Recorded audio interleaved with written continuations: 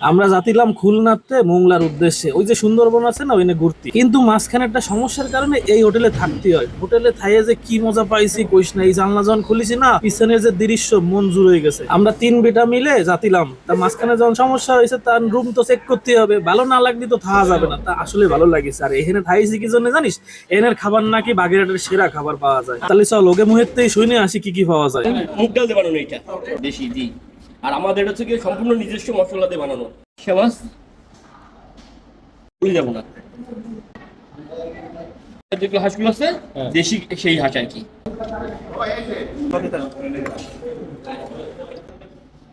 আমি ভিডিও করতে করতে দেখি একদম রেস্টুরেন্ট ভরে গেছে। তখন কলাম কি, তোরা একটা কাজ কর, আমাকে একটু রুমের মধ্যে খাবার দিয়ে যা। তাই এই যে রুমের মধ্যে সব একদম ভরপুর খাবার দিয়ে গেল। এই দেখ কি নেই এইখানে, সব বাগেরহাটের খাবার। এই দুই বিটা, এই দেখ আমি আর ওই যে সাজিদ এই বইসে খাওয়া শুরু করেছি। আমি তো তার মতো সে উস্তে দিয়ে পোলাও শুরু করে দিছি। পরে দেখলাম যে না, তিতে তিতে লাগতেছে, তাহলে মাছ দিয়ে খাতে হবে। এইটা হচ্ছে ফাইসে মাছ। আর এই গরুর গোস্তটা একটু শক্ত শক্ত ছিল, কিন্তু গরুর গোস্ত কিন্তু ফাইন লাগিছে।